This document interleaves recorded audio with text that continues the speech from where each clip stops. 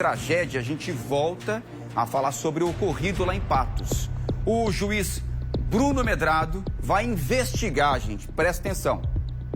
O juiz Bruno Medrado vai investigar o vazamento de um áudio com declarações do menino sobre o crime contra a própria família.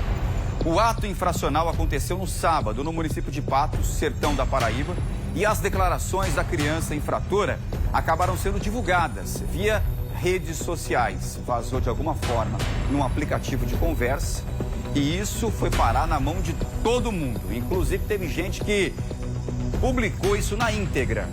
Publicou na íntegra, transcreveu, falou o nome do garoto, mostrou o rosto do garoto.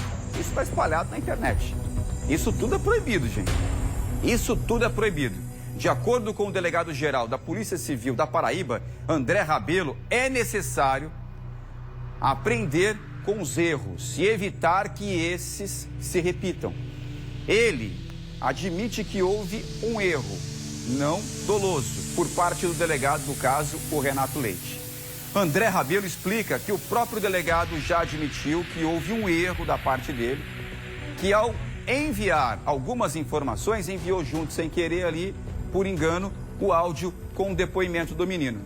O juiz Bruno Medrado disse que esse tipo de crime não pode ser replicado. Veja só o que ele fala. Já tem mais ou menos uma suspeita de onde pode ter sido o vazamento, depois de algumas entrevistas, né? Que isso poderia ter acontecido tanto na fase do inquérito como na fase do processo, né? Mas eu não vou adiantar onde a gente acha que foi. Se a gente vai primeiro elucidar isso, vamos remeter para o Ministério Público alguns documentos que chegaram para apurar. No processo é mais difícil, eu acredito que mais difícil de acontecer, porque hoje em dia, como o nosso processo é um processo eletrônico, antigamente quando era papel era mais complicado, você sabia quem pegou o papel e quem não pegou, mas hoje como tudo é eletrônico, então fica registrado as pessoas que acessaram ao processo. Então nós vamos analisar se teve algum acesso indevido no nosso processo. E se isso não acontecer, a gente vai também analisar se teve alguma coisa indevida na fase policial, para saber onde foi. E não só quem vazou, e que também quem replicou, né? Assim como portais ou pessoas, ou empresas, ou qualquer coisa que tenha replicado e repassado essas informações. Por que isso não deve ser feito, né? Além de ser uma infração prevista no ECA, que pode gerar multa, pode gerar algumas complicações, seja para a empresa, seja para as pessoas que divulgaram isso, isso está expondo a vida do adolescente.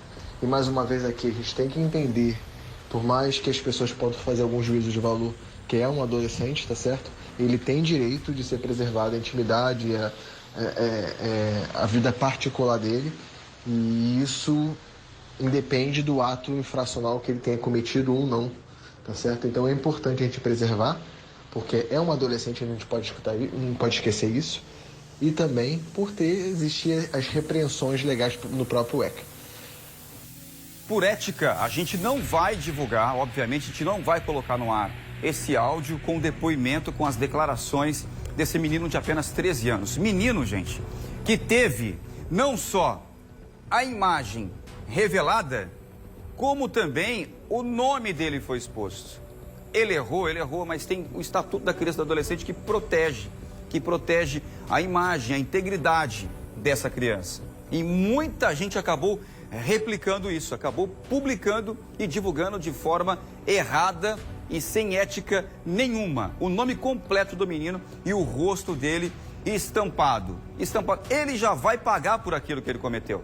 Ele já está pagando, aliás, por ter atirado na própria mãe, matado a própria mãe, o irmão e atirado no pai, que luta pela vida no hospital em Campina Grande. Agora, como o próprio juiz falou, doutor Medrado, todo mundo vai ser investigado, principalmente o vazamento desse áudio do depoimento. Nesse depoimento, eu ouvi, obviamente, muita gente ouviu esse depoimento. Ele diz lá, com muita frieza, eu corrijo isso, né? Não muita frieza, eu vi muita inocência ali.